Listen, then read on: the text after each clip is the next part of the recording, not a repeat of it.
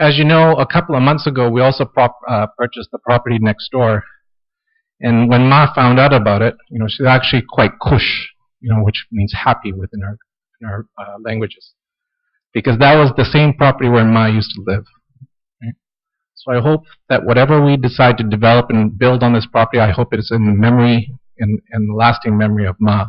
Please recite Surah Fatiha and allow the family to say a few words about Ma as well.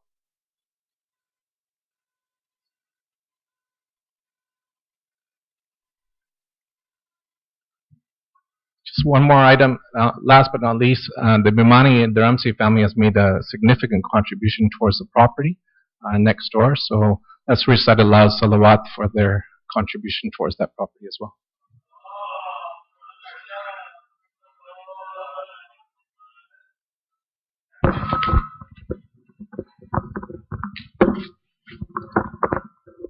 Respected scholars, elders of the community, brothers and sisters, Assalamu alaikum. My name is Batul, and I stand here with Kaniz Bhimani and Zara Jaffer. We are the granddaughters of Rukiyabai by Gulamhussein Dharamshi Bhimani. Although it is with a very heavy heart that we stand here before you today with words to remember our grandmother, Rukiyabai Gulamhussein Dharamshi Bhimani, we cannot help but also be thankful to God for bringing her into our lives for as long as He had, 98 years and 8 months. She was not only dear to our family, but loved by her community, which she always thought of as an extension to her family. Our grandmother was the daughter of Jamal Walji, born in Masindi, Uganda, on July 25, 1917. She was the second eldest of 5 siblings and was the last remaining survivor. Ma grew up in Masindi, a small town just outside of Kampala. Here she had fond memories of fetching water from a well for her family and even washing clothes with her hands because they didn't have washing machines. She learned how to grind wheat and churn butter. She loved this traditional life that Africa and later India had to offer, and until today would give anything to go back home one more time. In 1933, at the age of 17, she married our grandfather, Gulamhussein Dharamshi Bhimani, in Kampala, Uganda, where they finally settled.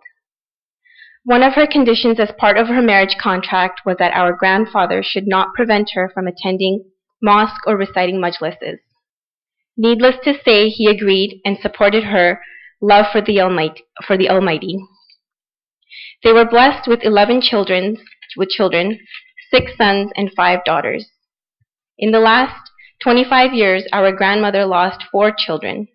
Today she leaves behind 7 children, 24 grandchildren, and 27 great-grandchildren.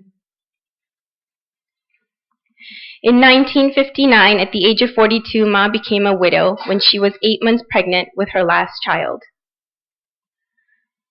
Although this was one of her most difficult times in her life, she always thought of her hardships as nothing compared to the difficulties Imam Hussein alayhi salam endured in his life. Whatever her struggles, Ma would always persevere to make the best of what she had of any situation and relied on God and found contentment in that. Ma spent her time in Kampala as an active volunteer in the Jamaat, where among other things organized and recited majlises as a reflection of her love for the Ahlul Bayt alayhi salam, and especially Bibi Fatima Zahra alayhi salam.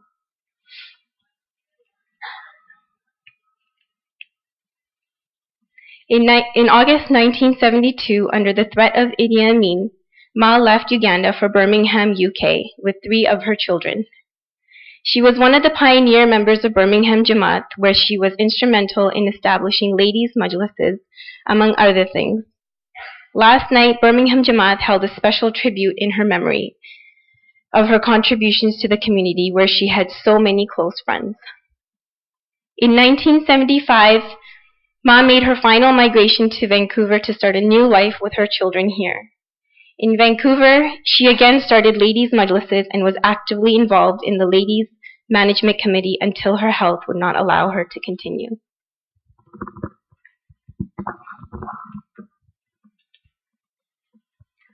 Ma believed that if you were going to do something, then you should give it your very best. She was hardworking and was never afraid of any challenge. Ma was so adventurous and loved the outdoors. Her adventurous spirit kept her feeling young, healthy, and alive. She especially loved camping, hiking, and swimming. And by camping, we mean tenting, not glamping. Her adventures took her to Tofino, where she hiked the Schooner Trail and camped on the beach, and also to Emery Creek, where she loved to fish on our family trips. Ma was a strong woman. Although she lost 4 of her adult children, she never cried for herself.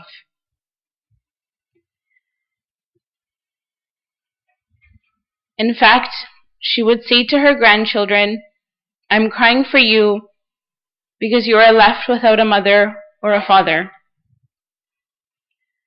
She would give us strength and teach us to have faith, be patient, and move on to serve God in whatever way we could. Ma loved to sew.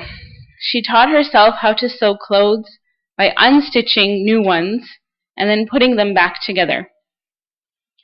She would even keep the remnants and make namaz chadar bags for community members for them to remember her by. When she started to lose her eyesight, a little part of herself was broken because she could no longer read, write, and sew.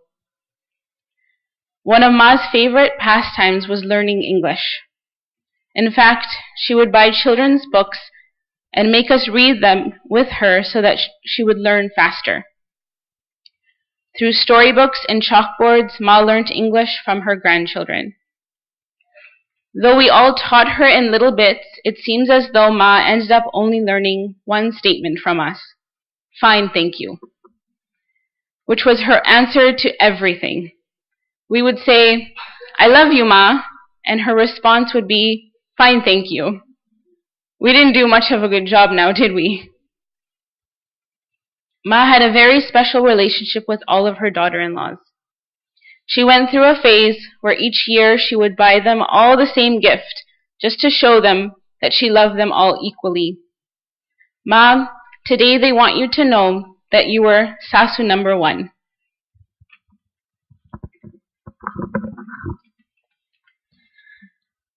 When I used to work at the Vancouver Aquarium, I took Ma on a behind-the-scenes tour. I took her to the boardroom, which had windows to the underwater viewing of the orca whales. She stood there and looked astonished. She said, "During World War II, I was in India and had been away from your grandfather for 4 years. I was determined to be with him in Uganda and traveled by boat from India to Africa with 3 kids. During this 25-day journey, I saw many of these orca whales swimming alongside our boat." She had tears in her eyes because this moment took her back to the hardships she endured on that journey. Ma's faith was unshakable. In fact, the more hardships she endured in life, the stronger her faith became. She never spent time worrying or complaining about her problems because she had unconditional reliance and trust in God in all aspects of her life. She always said and lived by 2 beliefs. "My pain is nothing compared to the difficulties endured by Imam Hussein, and the fruits of patience are sweet." Throughout her life, her love for the Ahlul Bayt grew stronger and stronger. She worked hard to establish ladies' majlises in Kampala, Birmingham, Vancouver, in the name of Bibi Fatima, with whom she always felt a special bond with. There were times when only one person would attend the majlises, in addition to her, and she had no problem reciting because she was confident that Bibi Fatima was in attendance, and that's all that was important to her. A few years ago, Ma had a special heart-to-heart with me. We sat in her living room, and she asked me to convey a few messages to her community after her passing. She wanted you to know that the mimbar is a sacred seat that symbolizes the presence and reverence of the Ahlul Bayt. Treat it with great respect and care for it with love. Whenever you are at this center, face the holy Kaaba as much as you can whilst you are worshipping God, and even listening to the majlises. This will always remind you of your commitment to God and keep the Ahlul Bayt in your heart. Continue to hold ladies' majlises on a weekly basis. Bibi Fatima is ever present in these gatherings, and her love is with those who love her children. Don't abandon the azadari of Imam Hussein. Whilst you may want to remove some of the traditional practices of this azadari,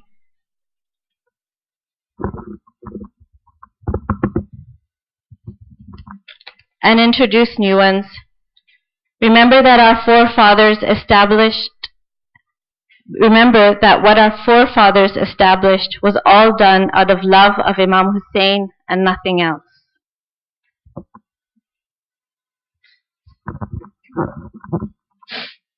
Ma was not only our grandmother, she was our friend, our confidant, our mother, our father, and our spiritual mentor.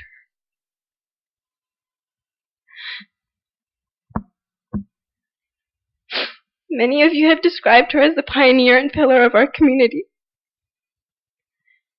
The outpour of love and support from this community over the last couple of days has been so heartwarming. And on behalf of our family, we want to take this opportunity to thank each and every one of you for sharing this difficult time with us. We would also like to thank the executive, funeral and ladies committees for working tirelessly to ensure that all funeral and related arrangements were taken care of as smoothly as possible. The volunteers who gave up their time to prepare meals as our family and friends grieved. On behalf of our grandmother, we ask that if she has done or said anything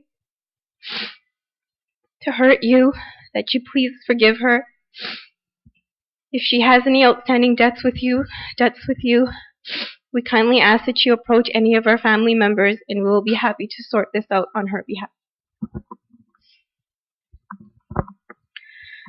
When Ma moved to Vancouver, her home was 8320 Number 5 Road, Richmond, which is the same property our community has purchased next door to this center.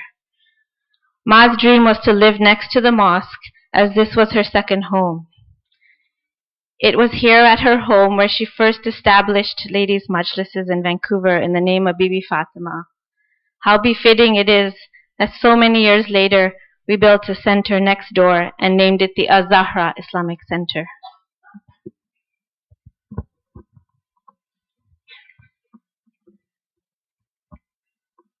Two weeks ago, Ma asked the family to take her to visit Qabristan.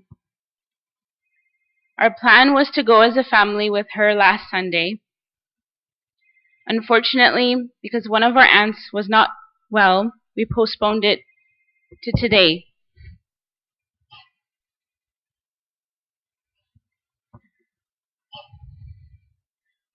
Ma, it breaks our heart to take you to Qabristan today, but not bring you back home with us. Your strength taught us to be strong, your faith taught us to believe, and your kindness taught us to give with everything we have. Knowing that you have Bibi Fatima and the Ahl Bayt, your husband and your children, waiting to receive you on the other side is what gives us comfort. It's their turn now. Please join us in reciting Surah Fatiha for Marhuma Rukiyabai, Gulamhussein, Dharamshi, Bhimani.